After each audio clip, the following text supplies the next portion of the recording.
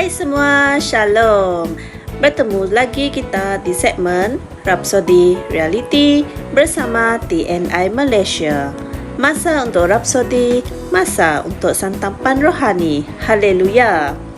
Pada hari ini, 30 September, Pastor Chris ingin berkongsikan sebuah firman Tuhan yang sungguh indah yang bertajuk Buah-buahmu harus kekal.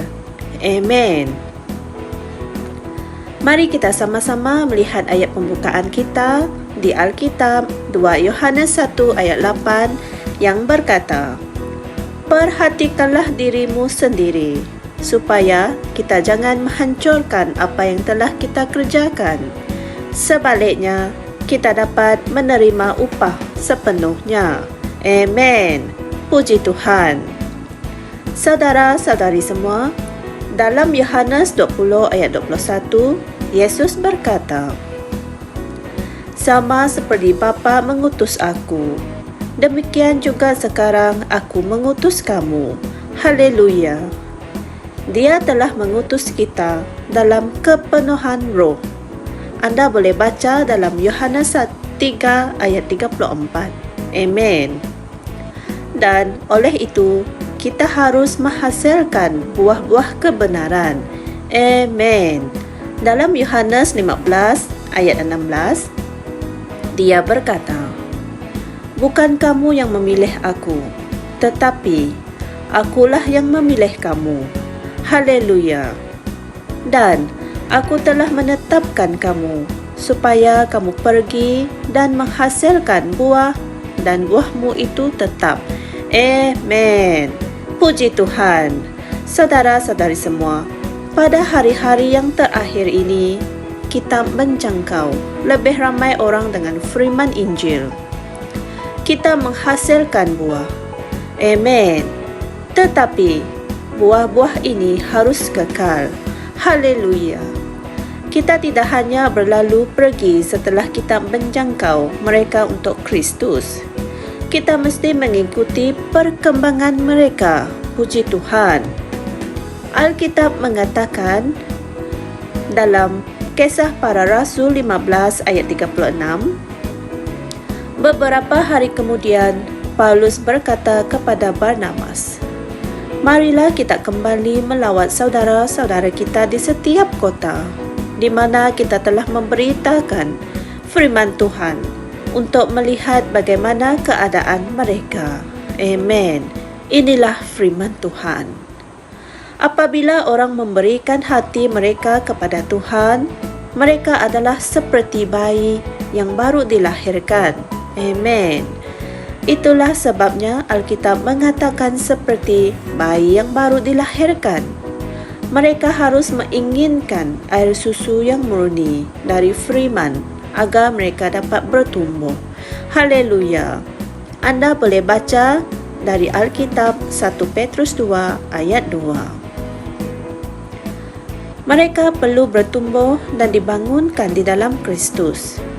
Oleh itu, kamu harus berterusan mengajar firman kepada mereka, menggalakkan mereka, dan bersyafaat untuk mereka di dalam doa, sehingga Kristus menjadi nyata di dalam mereka seperti yang Paulus katakan dalam Galatia 4 ayat 19.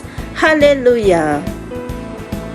Dalam 2 Korintus 11 ayat 3 hingga 4, Rasul Paulus menunjukkan kepada kita bahawa syaitan boleh mengambil kesempatan dari orang yang belum berakarkan dengan mendalam dengan firman, dalam firman, dan menipu mereka seperti yang dilakukannya terhadap Hawa.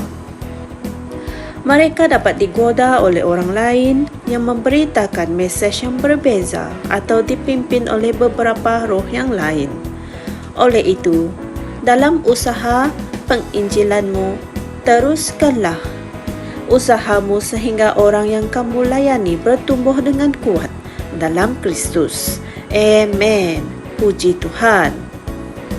Berakarkan dan berdasarkan dengan teguh di dalam Dia. Dan mereka seterusnya pergi menyelamatkan jiwa yang lain. Amen. Puji Tuhan.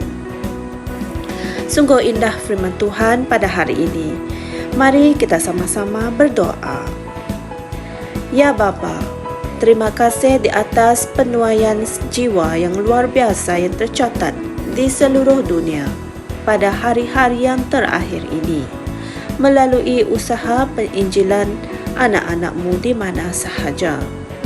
Aku berdoa untuk orang yang baru bertaubat, agar Kristus tinggal dalam hati mereka dengan iman, dan supaya mereka berakarkan dan berdasarkan dalam kasih, agar mereka dapat memahami betapa dalam dan besarnya kasih-Mu, dan dipenuhi dengan kepenuhan Tuhan dalam nama Yesus.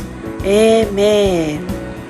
Sebagai renungan tambahan, kalian boleh merujuk dari Alkitab 2 Korintus 11 ayat 2 hingga 4 dan Ibrani 6 ayat 10, kitab terjemahan Amplified Classic. Sungguh indah firman Tuhan pada hari ini. Oleh itu, jangan lupa beritakan firman Tuhan ini kepada semua dengan menekan butang like, share dan subscribe di YouTube channel Rhapsody Reality Malaysia. Jumpa lagi esok.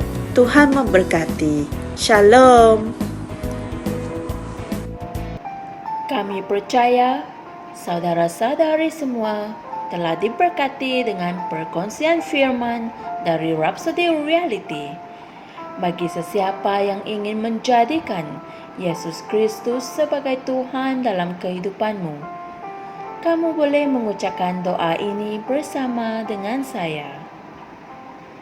Ya Tuhan Allah, aku mempercayai Yesus Kristus, Anak Allah yang hidup dengan sepenuh hatiku. Aku percaya Dia telah mati untukku, dan Allah telah membangkitkan Dia dari kematian. Aku percaya Dia hidup hari ini. Aku mengaku dengan mulutku bahawa Yesus Kristus adalah Tuhan dalam hidupku mulai dari hari ini. Melalui Dia dan di dalam nama-Nya, aku mempunyai kehidupan yang kekal. Aku telah dilahirkan semula. Terima kasih Allah kerana menyelamatkan jiwaku. Aku sekarang adalah anak Allah. Haleluya. Tahniah, sekarang kamu telah menjadi anak Allah.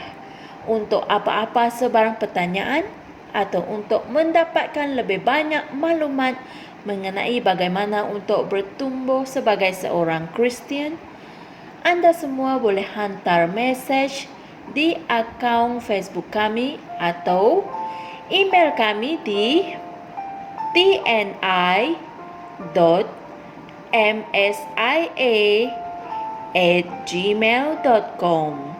Sekali lagi, tni.msia@gmail.com. Tuhan berkati anda semua.